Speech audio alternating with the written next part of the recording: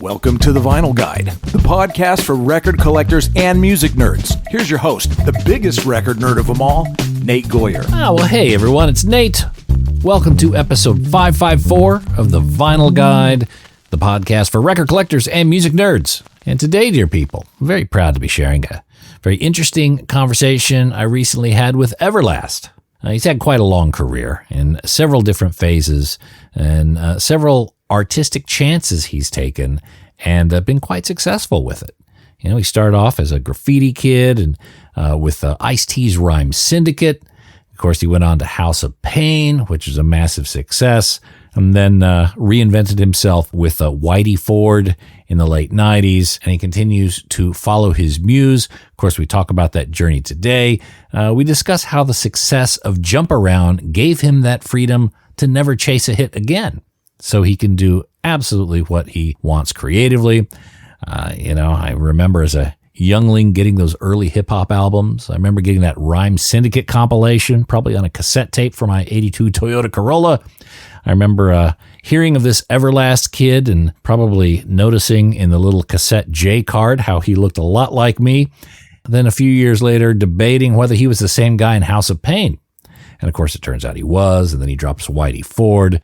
And the reinvention continues to this day. He's got a new album, Embers to Ashes. There's a few new tracks available on streaming.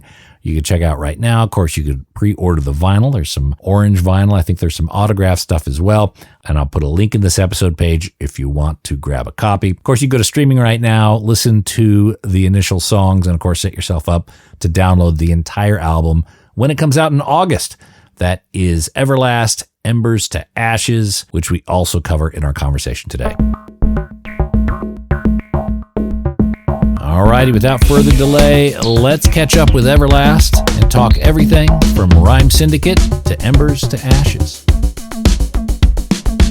This week on the Vinyl Guide, we are very pleased to be welcoming Everlast to the show. New album, Embers to Ashes, coming out August 28th. I'm sure there will be vinyl copies that people can order. Is that right? There is now. I mean, there was some pre-orders for like some special vinyl. I think there's going to be some more, but yeah, I'm pretty sure you can order some pre-orders right now. Excellent. Are you a bit of a vinyl nerd? I have to. I'm not really. No? Okay. Really. I mean, I like listening to it, but I collect art. I collect, graffiti, guitars. The last thing I need is a garage full of records right now. I leave that to the DJs. You know? Fair enough. So you collect guitars, yeah? What's in your collection? There are just tons of guitars. I mean, there's nothing ridiculous. I don't have like the 59 Les Paul or nothing like that, but I got some pretty old Fender Strats and a bunch of like Falcons, Gretsch Falcons, and a lot of Martins from the 50s, Parlor, and bigger like 01s and 02s, and whatever strikes my fancy. I've had a lot of guitars made, by like companies like Larrabee. And all right, well, so you're not a record nerd, but you're a bit of a guitar nerd, it sounds like. Mostly an art nerd. Art nerd? Yeah. But yeah. Where does your interest gravitate towards in the art world? My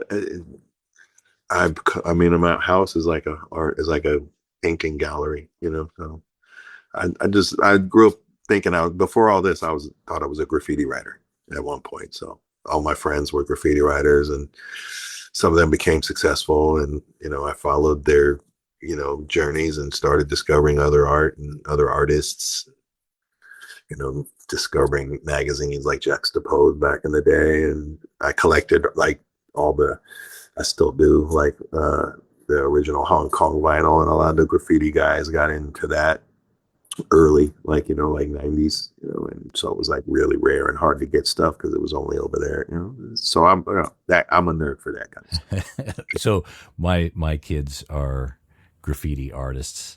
They're always running out and making plans and looking for pieces, looking for places to put their pieces that'll last as long as it can. Do you still have any pieces that are out there from back in the day? Oh no, I highly doubt it. I mean, I'm 56. Probably last time I wrote was in my late teens, 18 maybe-ish. So I had a piece on Pan Pacific building out here for a while, but that was very short lived. But at least I painted on it. That was like the Graffiti Hall of Fame for a while here in LA. So pick it up. What's the most dangerous one you did? I mean, you hanging from a scaffold or doing something Fuck no, it wasn't like now. Like shit, it's going like the level of elevation that some of these guys are doing now, and I follow a lot of it still. So yeah, the whole like rappelling down buildings and doing entire pieces, it's amazing. But nah. I mean, we'd climb up a hill on the side of the freeway. The chances are you might fall down. Or I was right before the era of cats that were climbing on freeway signs too. I don't think I would have gone for that either. I just was trying to like tag shit. Yeah. So was music big in your house growing up? I mean, yeah. I mean, my parents both had their own tastes in music, and the music was all. Yeah, it was there was only 3 channels for TV, so yeah, music was part of life. It was just the radio was actually part of it was always on. So whether you're in the car or in the house, if it wasn't quiet or the TV, the radio was on. So music was everywhere. But my mom was into like R&B, old 60s doo-wop and the Supremes, and and my pop was like construction worker dude who liked himself some Southern rock, and and then at the same time a lot of Neil Young. So that was funny once I really realized, oh wow, that was like 2 rappers battling back then. Like he would listen to both Leonard Skinner and Neil Young like at the same time. Yeah. So it was funny to me. Early diss tracks. Yeah. Going back and forth. Like when I caught on to that, I was like, wow, that's crazy. But yeah, so like music was always around. I was my dad had a guitar, he didn't play, but it was always around. So I would pick it up once in a while and see a chord a guy played on a whatever it was. What was that one guy's Kushner's rock show at midnight? Don Kushner. Kushner, yeah, whatever. And I'd see a guy make a chord on there, and I'd try to figure out what it was and emulate it once in a while. But it was just things whatever I was curious about. Yeah. Did you take to it pretty consistently, or was it just kind of around the house? Did guitar come first, or did rhyming come first? No, I got a guitar probably around my 15th birthday, and probably did like 6 months of like lessons. So I learned all the like basic chords and bar, cowboy chords and the bar chords, which is still what I live on today. But that was it. And then like hip hop did take my attention, and I didn't really pursue it any further. But there's a couple little small things on the first House of Pain record. This little when we sing that every time I go to town, there's like dong da ding. That's me playing guitar right there. Just dong da ding da dong. So it's funny to me.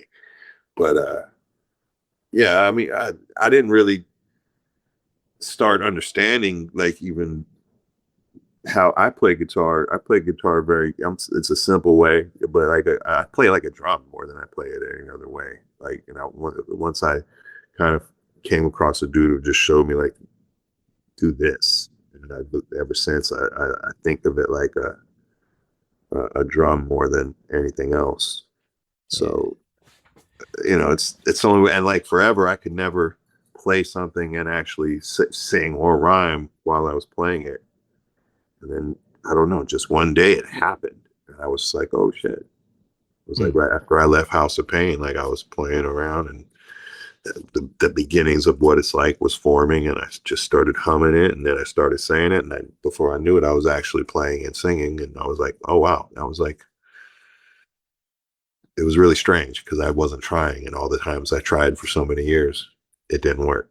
That's interesting. You had such success early in the career with hip hop, and then it wasn't a rebrand, it was a rebuild, to even do a different approach with your guitar. I mean, what was that like for you to go through those sort of changes and take those sort of chances?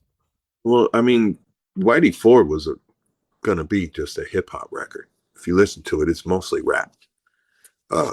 Just What It's Like was the song that broke out and got huge.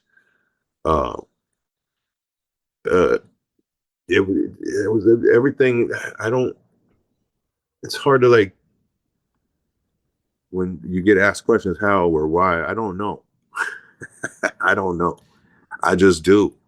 And, and it's not that complicated to me. In fact, sometimes I get in a room with like players and I'm like, oh my God, I'm the worst guy in the room. And yet somehow, I'm standing there and playing music with these guys. So I think I just have a talent for rhythm guitar and writing a decent phrase. Yeah. But yeah, I mean, it feels to me like you listen to your gut and you're okay with taking chances. I mean, going from Rhyme Syndicate to House of Pain, then House of Pain to, Everlast to Whitey Ford. In my mind, a true artist doesn't stay with on one lane. And you seem to have jumped quite successfully and evolved over time. And I would reckon that has a lot to do with your appetite for, taking healthy risks and listening to your intuition. Do you think that's fair? I think that's fair. I was actually sent something within the year, like an old clip from Yo MTV Raps when I was in Rhyme Syndicate. And I think it was Fab Five Freddy who asked me a question about, something about being a rapper. And I not even knowing what I was saying back then, I literally replied, I want to be considered a musician, not just a rapper. I honestly, I was taken aback by it. Like, whoa, shit. I never remember saying that. And then just once Jump Around happened, I knew right away I didn't want to do that again. I didn't want to make it again. I didn't want to chase that again. I knew what it was. Like, I didn't know how it was going to be this long, like part of whatever the zeitgeist. That's a wild ride to think about. But I knew it was going to be mailbox money for a long time. So me and Muggs, made a conscious decision, like very conscious, not to let the second House of Pain record wasn't going to sound nothing like the first. Yeah. And that's why it's so much darker and so much deep, the production is so much denser. And, we didn't try to emulate that. And then the third record's even further away. And it's for me, it's just like, I knew if I was going to have any freedom, that was the moment to take it and just be like, this thing's going to give me freedom, because even if that would have been the only thing I ever did my whole life, I'd still be eating pretty well off Jump Around alone. You know what I mean? I've been really fortunate beyond that even, but I'm just saying, like, I knew that young. I knew that. So I was like, well, I can either just cling to this thing forever or just fuck around and find out. That's a really mature decision for someone that's young and, starting their career and also surrounded by people who, I would imagine, correct me if I'm wrong, but you probably had a whole team around you, outside the group that was saying, we need another Jump Around. What can we deliver like that? That was the beauty of Soul Assassins. It was just us. It was just Cypress, House of Pain, Funk Dubious. Managers didn't get involved in those kind of decisions, and you couldn't even come to a session as an A&R person. That wasn't allowed. But you'd sit in the lobby all night, like literally. Muggs I saw him do it to a dozen cats. Like, yeah, tell them we'll be out in a little bit, and it just never happens. So again, by the time it was my second iteration in the music business already. I've been through the Rhyme Syndicate thing, and I love that first Rhyme Syndicate album. But when I did do some things that were like, there were choices made that I'd made to appease people at times on that album, and so like that experience.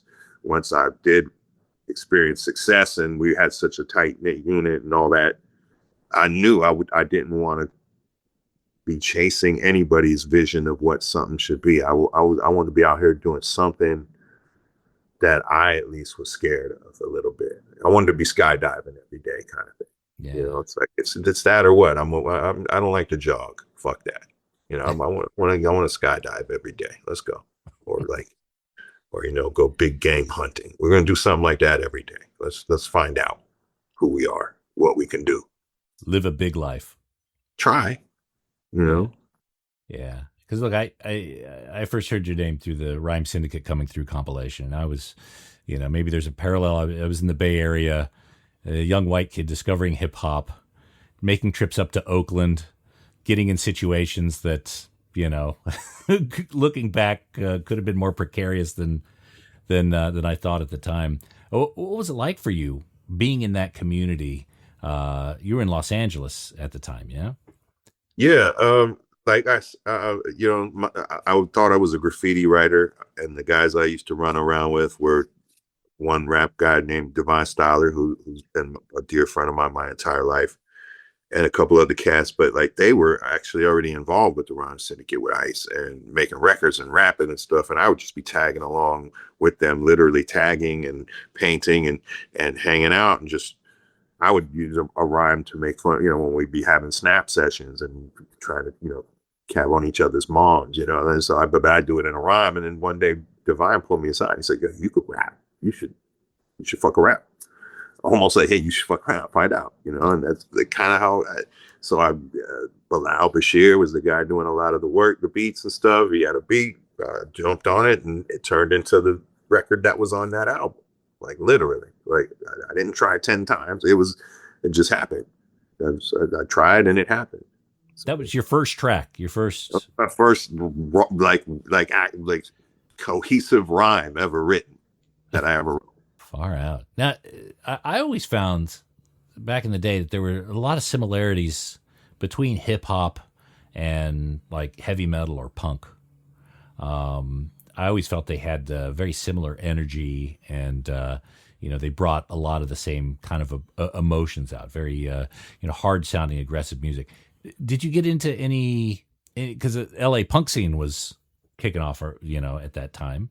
Did you get involved? It wasn't super hip on a lot of punk. I mean, I knew some stuff, but like Danny was. So when House of Pain was together, I learned a lot more about punk rock. I mean, like I got introduced to like Bad Brains and all that kind of shit through Danny. But during the time when I remember there was a lot of Valley bands. Like I remember when Fishbone was playing house parties around the Valley, but I didn't know what they were going to become. They were just a band at a party,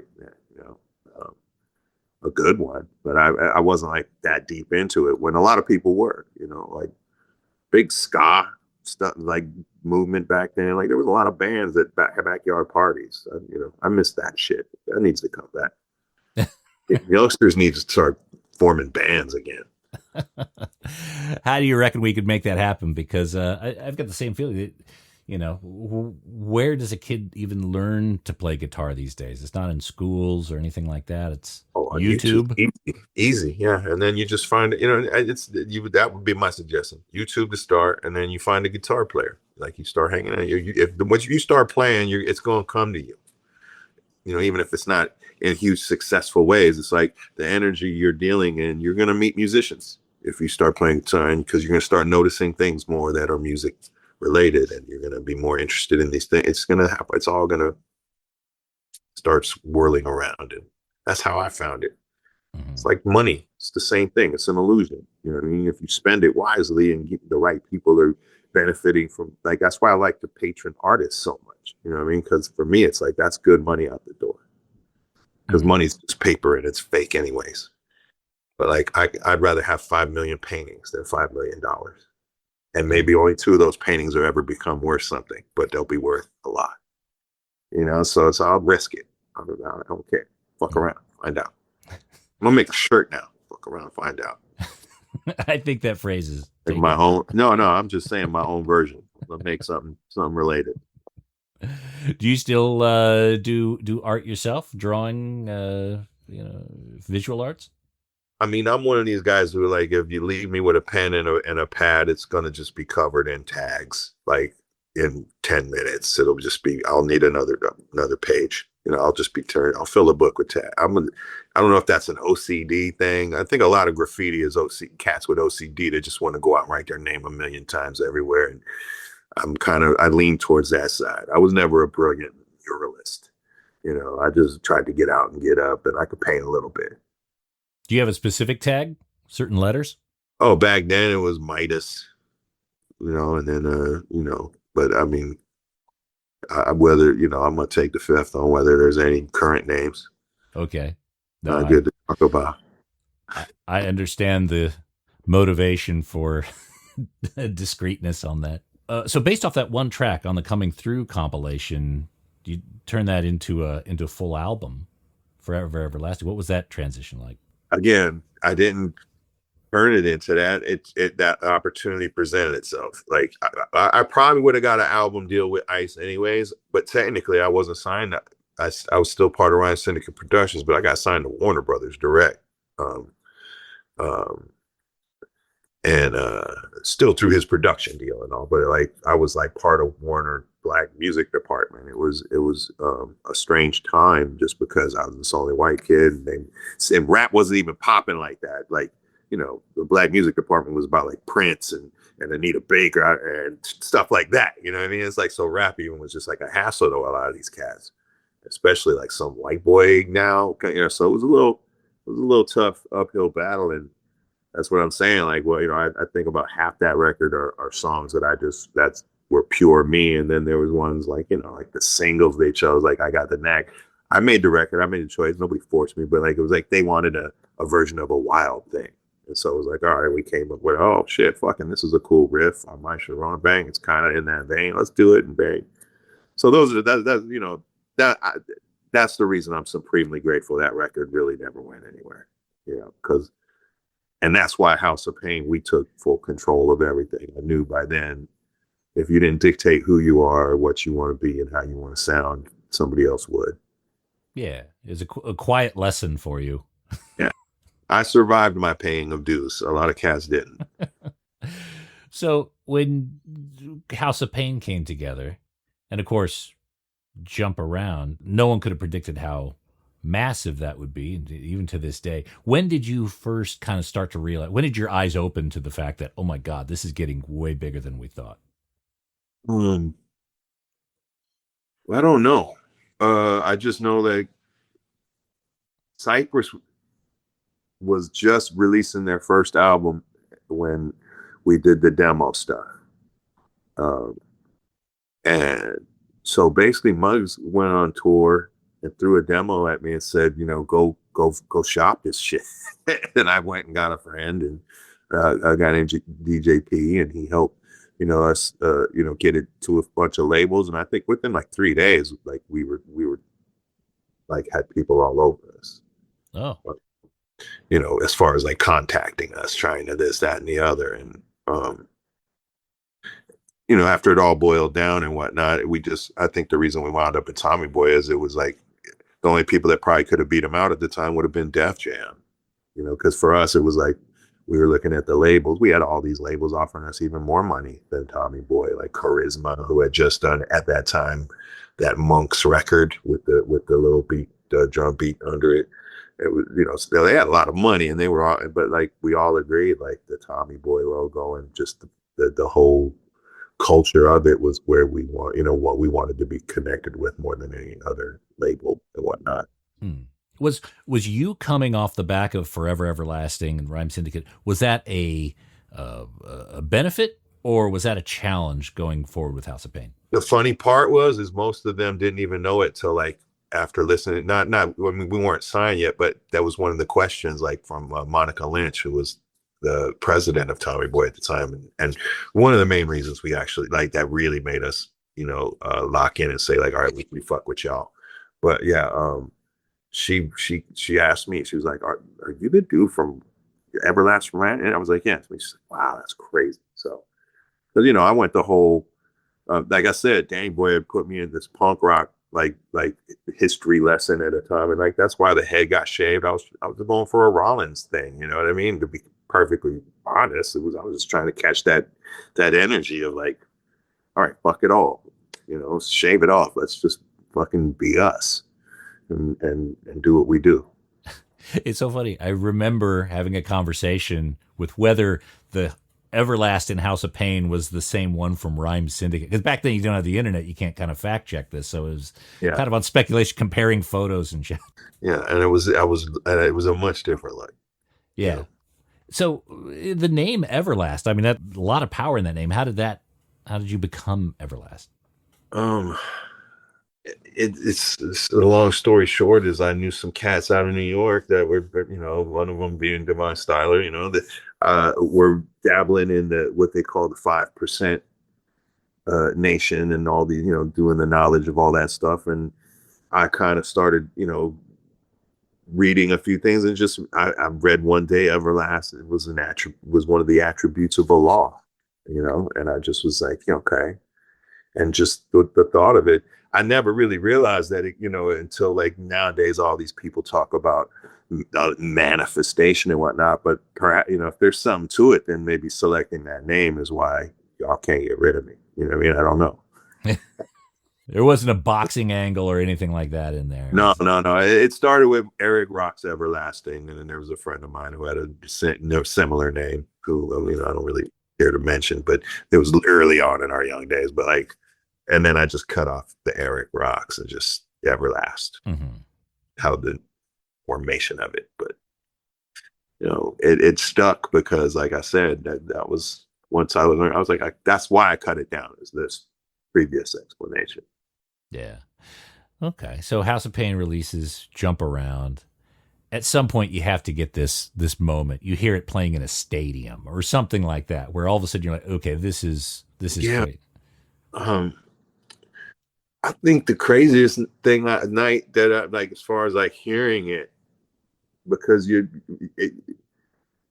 when it first came out, you gotta understand, like, we were doing 3 shows a night in clubs. It wasn't like full sets of shit. We go to a club and do 3 songs, and then drive 2 hours up the road to the next club and do, we were doing, trying to get paid all the money they would give us, but so that was before we even started touring. But before any of that, even, it was being in New York and going to a club. I think it was Nell's, and which is a 2-story club, and we were on the 2nd floor, dance floor, or at the bar. And like, they put on Jump Around. Actually, they put on Chris Cross's Jump first, and then like scratched the record off and put on Jump Around. And the fucking place went insane, and I felt the floor bowing, and I was like, "Is the floor gonna collapse? This is crazy." I don't even think the record was like on sale yet. It was just in New York. It was coming out of every car. That's Tommy Boy. They had their street gang together. Like, they were badass. Like, the song was everywhere before it like came out in New York. It was everywhere. It was I spent most of my time of the pre-release of that record in New York because it just felt like the place to be. Yeah, and that was probably Tommy Boy at the height of their powers and influence as well. Yeah, that was definitely their moment. Naughty, Us, and then whatever, Coolio and all that. They had their run, and then they were doing things, but they were building it from scratch right then. That's the crazy part. Like the sticker game, all that was. We had New York City covered in House of Pain. like nowadays, we would probably got a bill for like $10 million for that damage. But New York was just, again, it was just one of them places. I wouldn't trade that. I even lived there for a while. I wouldn't even trade that couple of years in New York for anything. Yeah. So one of the tracks I absolutely adore is from the Judgment Night soundtrack, Just Another Victim. Can you talk a little bit about how that track came together with Helmet? Well, I was in that movie, and so without going into chapters of my book, the director asked me about music because I was pretty much in the movie because I was rap guy from House of Pain, but he did that, and I was like, well, grunge had just started. That whole scene was popping off, and we had met I knew a bunch of the Pearl Jam guys, and we had met Page and Helmet. And I just was like, maybe do something like this. And, then my manager turned it into a fucking whole, helped turn it into a soundtrack and started a label on it. But that was another thing that was just happened. We just got in the studio and did it. Like they wrote their version of it, and then we just sampled it and made a rap record out of it. Like, we approached it differently than most of the people did. Most of the people went in and made a song together. Mm-hmm. Like, we were in the room together. Like, I was there when they were recording Just Another Victim, but then me and Lethal got in the room, and Lethal sampled their thing. We slowed it down, we chopped it up and he put the drums on there, and then we made our own version, but then sandwiched them together. So that was just how we did that. It was fun as fuck. But again, it's there's not a lot of thought to what I do as far as planning. That whole soundtrack is phenomenal, but that Just Another Victim is the riff that I think sticks in people's heads the most. I think that, but that is one of my favorites for sure. I mean, not even just because it's mine, but I mean, the De La Soul with Teenage Fan Club song is crazy. I love that song so much. Yeah. It's like the standout too, because it's not trying to be all aggressive. It's just kind of chilled, laid back. That was a good one. So, getting in the time machine, coming back to present day, this new record, Embers to Ashes. It's been a decade, I think, since the last release. Eight something years. Okay, and lots has been happening. Can you take us through a little bit of that timeline between the now and the last record? Oh man, just lifing. I got 2 daughters. Trying to stay home for a decent chunk of their life. Like they're still don't understand what I do as much as like they came to a lot of shows as youngsters, but I was home for a long time, and then whatever COVID hit, I lost the house, got divorced, Yeah. But as bad as all of that sounds, a lot of it was, except for the house burning, probably for the better. Like I'm good friends with my ex-wife. Maybe better friends than when I was married with her. Life, man. And then again, I didn't even expect to make this record. I was fully content with like just being done. And one day it was just like, man, my buddy says, "Hey man, why don't you make a record?" And something was like, "Why don't you make a record?" And then I was thinking about how I wanted to make it. Well, I don't want to do all the work. I don't want to do everything. I've produced my last 4 records. So cool. I thought, Yellow Wolf's a friend, and getting out of LA seemed like a decent, fun thing to do. And so I went to Nashville and had him produce the album. Along those 8+ years, were you storing ideas away? Would you still kind of be creative and set it aside, or did you really just kind of put it on the shelf and let it sit for a while? I didn't do much. That's kind of what also like I probably is one of the reasons that I knew it was coming. A few songs were bubbling under, and it was like, okay. But I still, it wasn't until like somebody kind of just said, like I was a rock on the top of a hill and kicked me. Like, why don't you make a record? And then it just started rolling, and I made a record. They're doing more planning now than I made for any of the making the record. All that is, I don't even want nothing to do with any of that. I'm here because other people made arrangements for me to be here. I'd be like doing something. In fact, as soon as I'm done with this, I'm running to go pick up one of my daughters from school. So is it cathartic for you to be able to get this out? I mean, I would imagine this album talks a lot about those 8 years.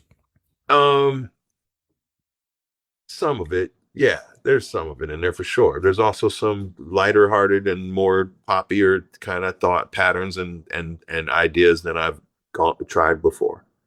I think I tried a little bit more. I think Wolf pushed me a little, and a couple of the guys he brought in and I was able to like gel with. We wrote some cool songs. So what I'm trying to see, I want to play live. I haven't played live in a while. That would be fun, but we'll see. I had this thing with my arm for a while. Now it seems to be cool. I'm working on it, but like I got some shows on the books right now. We're gonna go out there and see what the fuck happens. Fuck around. So your health is all right. Your heart good? Yeah, that part's always been pretty good. I mean, in fact, the thing that was going on with my hand, that was the biggest worry, like, because it was my left hand. I was like, well, maybe it's a heart, but it was just some weird neuromuscular wild shit that, it's probably related to the booster shot. Honestly, I'm part of a of medical study right now. But like I said, right now I'm in a position where it's like I'm got the right people working on it, and I'll probably be back out there making some music. Okay. All right. So this may be you had a break, but this may not be the last release from Everlast. We don't know. Thought the last one was, and not even because that hadn't even happened with my hand thing yet. You know what I mean? I just thought it was like, cool. All right. You know, I ain't planning on another one right now, but I didn't plan on this one. Mm-hmm. So what does the tour look like? Full band? Oh, well, there isn't a tour yet. There's some shows, but yeah, some of them are with with a full band. But my full band is like me and 3 guys. It's me and a DJ, a guitar player, 4 guys. A DJ, guitar player, drummer, and a key guy. And but a bunch of acoustic stuff too. Me just and a keyboard player, or sometimes even just me. The end day is, my end game is the last tour will probably be the one I've been afraid to do the most all my life, which is just me with a guitar going out there, playing some rooms and seeing what the fuck happens. So you know that would be the way you want to bookend it. Why not? And leave my gloves on the stage, and go home. Now, I understand in 2015 you were almost at that Bataclan show in Paris. No, that's reaching. Here's what it is. I mean, you can look at it like that. I do look at it like that, but like, I don't like the way like fucking press shit is framed, like snatches the story and just uses that. What it was I was in Berlin 2 nights before doing a show. This is actually the crazy part. And the only reason it's a part of this like story is because it's the night Wolf and I first ever discussed any kind of him doing a record with me, producing or whatever, writing. And he had a show the next night in Berlin in the same venue. That's why he popped up at my show. And I had just bought a Leica camera and I was learning how to use it. And I decided we had a day off the next day and then a show in either Paris or just outside Paris. And so instead of us going there, I was like, yo, can I shoot your show? So I stuck around Berlin. We shot the show, and then we were hanging out afterward. We got off with news, and I have it tattooed right here, the date, because he always is a tattoo guy around. Not for some reason, because he's tattooed from that. But it's their front of house guy is a guy named Sean London. He's currently going in between gigs with me. And he worked for me for 10 years before that. The Deftones were a few of them were there. These were all friends of mine that, like, if I was in Paris that day, I definitely would have popped up at that motherfucker and not had a problem getting in because my guy was running the show. He was running he was in front of house when it happened.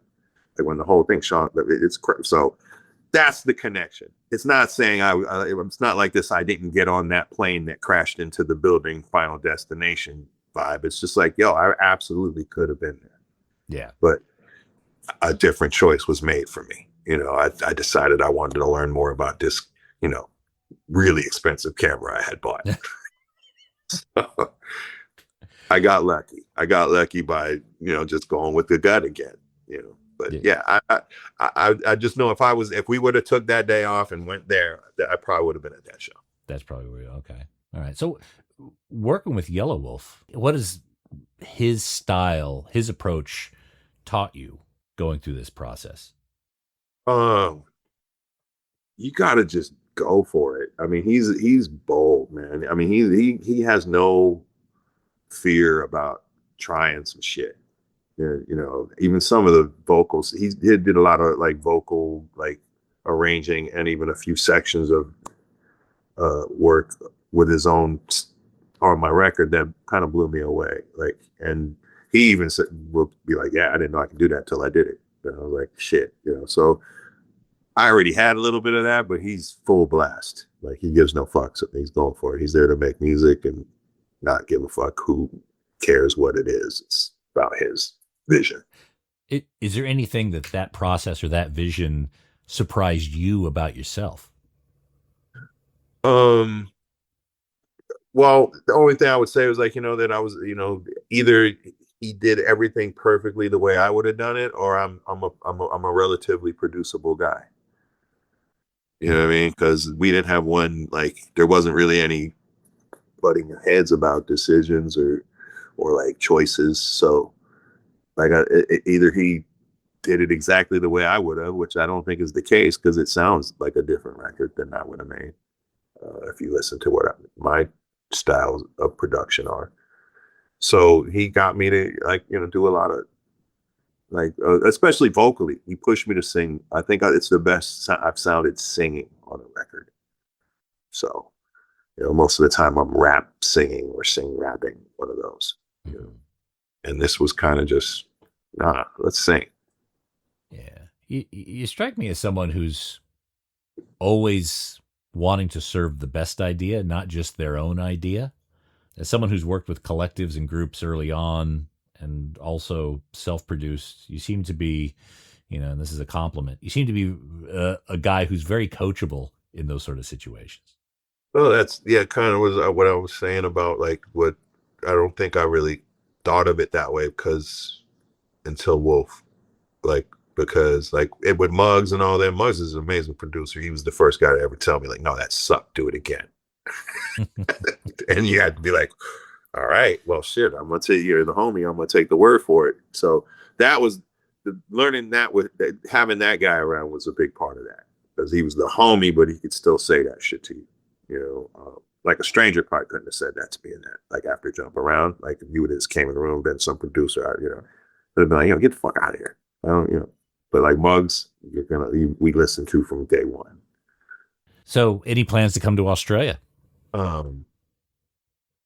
It's been quite a long time, but I loved Australia. So if I get out and the shows are working out and I'm capable, I don't see me not trying to get around the world at least one more time.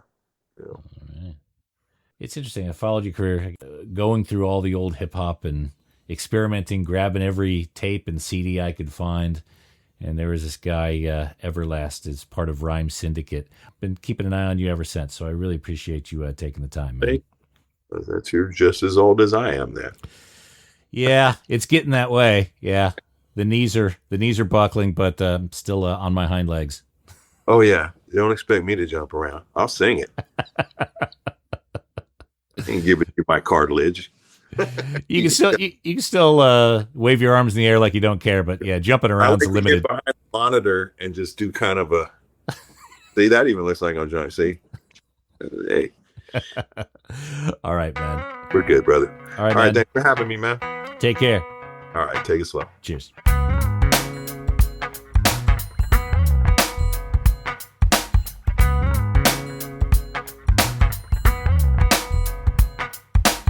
Seems like a solid dude, you know. I mean, you can't deny his muse has served him quite well.